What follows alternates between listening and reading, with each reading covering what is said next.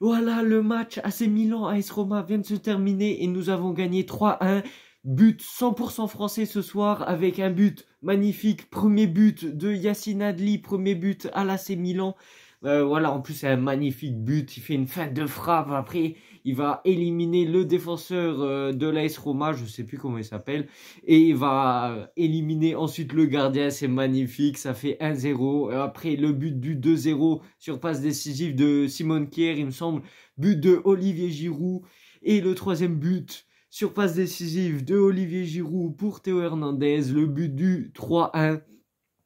Théo Hernandez, du coup, 3 Français qui marquent. Ce soir, c'est le festival. Nous avons bien joué.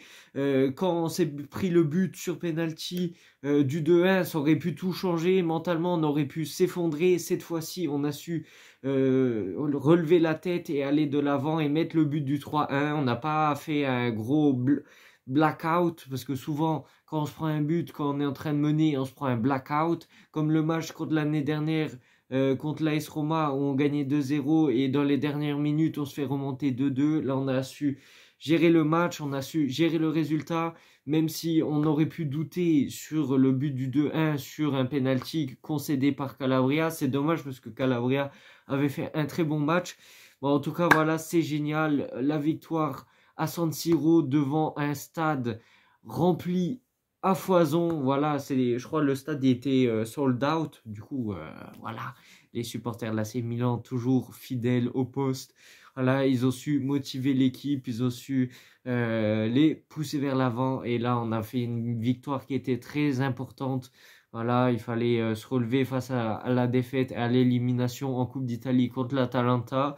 Voilà, il fallait prouver que contre des plus grosses équipes, on était capable de gagner, pas que contre Monza ou Frosinone ou Empoli. Il fallait gagner aussi contre des grosses équipes.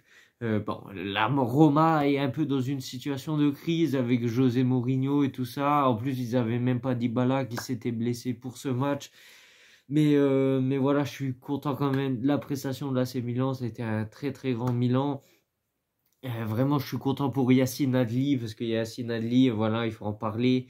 C'est un très très très très grand homme. Voilà, c'est un joueur qui donne tout pour l'AC Milan, même il a toujours été sur le banc, causé par la concurrence avec Krunic. Voilà, d'ailleurs Krunic qui est parti au Fenerbahçe. Non mais sans rigoler, voilà, pendant un an, il préférait faire jouer Krunic plutôt que Yacine Adli. Et là, Yacine Adli a prouvé qu'il était d'une qualité supérieure à Krunic et même à Pobega d'ailleurs. Enfin, bref, Yacine Adli, j'ai toujours cru en lui. En plus, c'est un très grand homme du vestiaire. L'année dernière, en fin de saison, il avait invité toute l'équipe à manger chez lui en faisant un gâteau de l'AC Milan, alors que le gars, il jouait à peine, quoi. Il avait fait 80 minutes dans la saison, vraiment. C'est vraiment un homme en or. En plus, il connaît les chants de la courve à soude par cœur.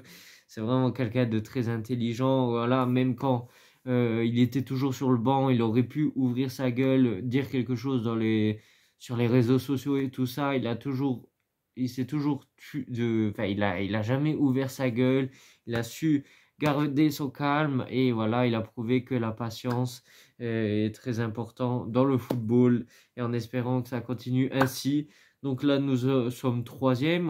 Je pense qu'on a mis quelques points d'écart avec les équipes derrière. On n'a pas su rapporter des points sur les équipes de devant. Voilà, il faut continuer ainsi. Notre objectif cette saison, c'est minimum d'arriver dans les 4 premières places et d'aller gagner la Ligue Europa. On l'espère, ça va être très compliqué. Enfin, de gagner la Ligue Europa. Par contre, si on va pas en Ligue des Champions dans les 4 premières places, ça sera une honte. Du coup, faut continuer ainsi.